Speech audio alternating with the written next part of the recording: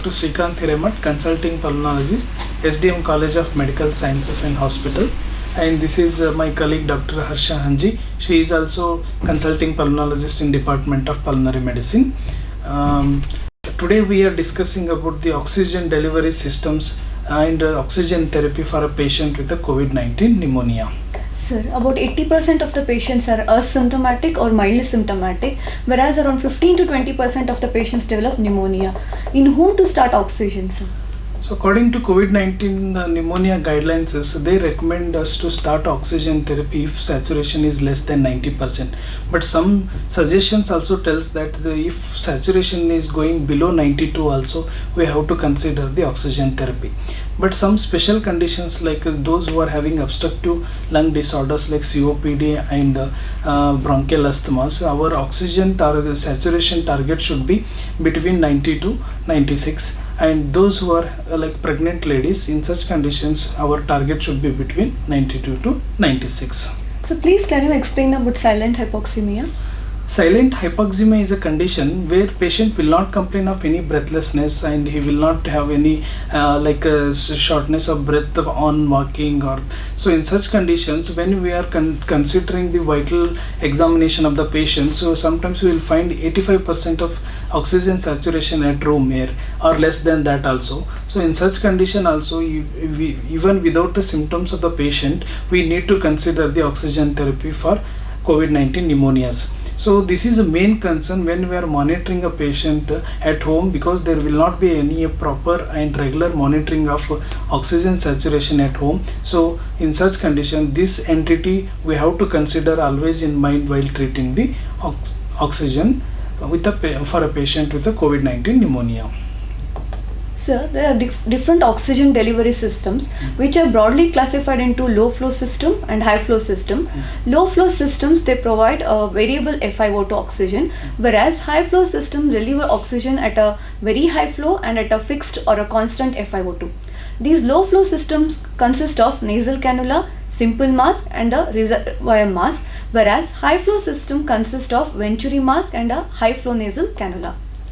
In individuals with mild hypoxemia, we can start with a nasal cannula, and these nasal cannula provide oxygen up to 5 to 6 liters per minute with FiO2 up to 45%.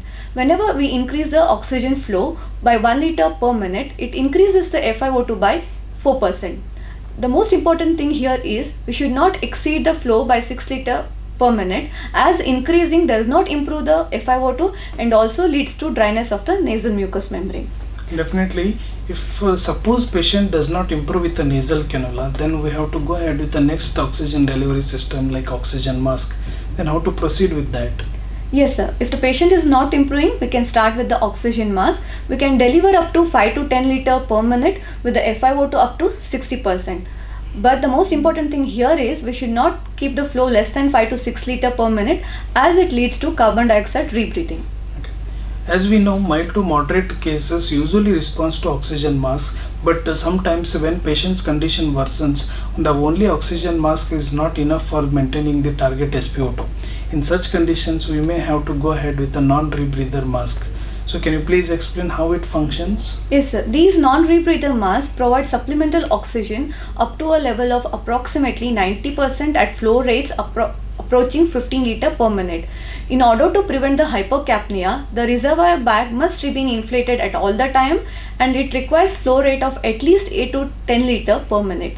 And these non-rebreather masks are very important in COVID-19 patients because the dispersion of the aerosol is very less, and hence the transmission of disease to the healthcare worker is also very less. So very true.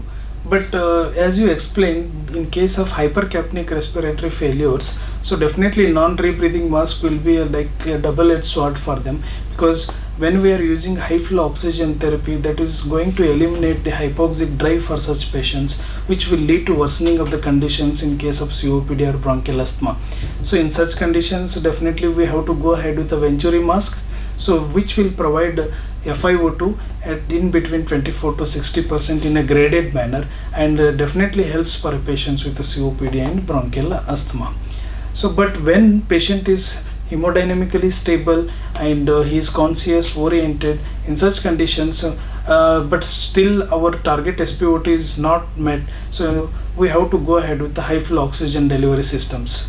So can you please elaborate the high flow oxygen delivery systems? Yes, sir. If patient is not improving with these oxygen delivery devices, then we can consider high flow nasal cannula or non-invasive ventilation. As you discussed, this should be considered only in a hemodynamically stable patient without any need for intubation. These patients should be monitored clinically to look for the worsening. They should be assessed clinically and with the help of ABG. And if there is any worsening, we have to go ahead with the intubation without any delay. Coming to the high flow nasal cannula, they provide oxygen rich, heated, humidified gas to the patient at a flow level sufficient to deliver a constant and precisely set high FiO2. It reduces the dead space and it also provides a low level of PEEP, and it also decreases work of breathing. And at the same time, we all know that these randomized control trials are done in between comparison of this high flow nasal cannula and low oxygen delivery systems. So there are some promising results, like if we are having this high flow nasal cannula systems in our institution, if we consider that instead of low flow oxygen therapies, so definitely it is going to reduce the subsequent risk of intubations and ICU stay. But there are some studies also which compares this high flow nasal cannula and NIV therapy. Can you tell some ideas regarding that?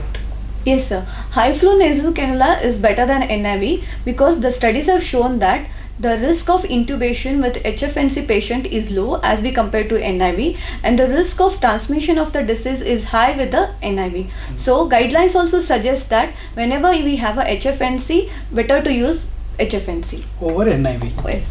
But whenever we are using NIV, we have to be very cautious because nosocomial infections are definitely very higher compared to other delivery systems. So in such conditions, I think we have to consider closed circuit systems with appropriate filters in place and well fitted mask allowing for the tight seals are must. And helmet BiPAP with an ear cushion in place around the neck is safe and it should be used if it is available. Okay, this is all about the oxygen delivery system for patients with COVID-19 pneumonia. So I want you to give a take-home message to our audience. Definitely, sir. In patients with COVID-19 and mild hypoxemia, we can start oxygen with the low oxygen delivery devices, which we have already discussed. If the patient is not improving or if they are presented to us with moderate to severe hypoxemia, then we can consider high flow nasal cannula. But these can be considered only in individuals who are hemodynamically stable and there is no indication for immediate endotracheal intubation. If high flow nasal cannula is not available or if the patient is not tolerating, then we can give a trial of non-invasive ventilator.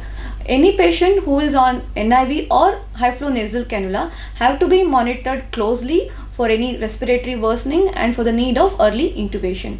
And the most important thing is appropriate infectious control should be used here.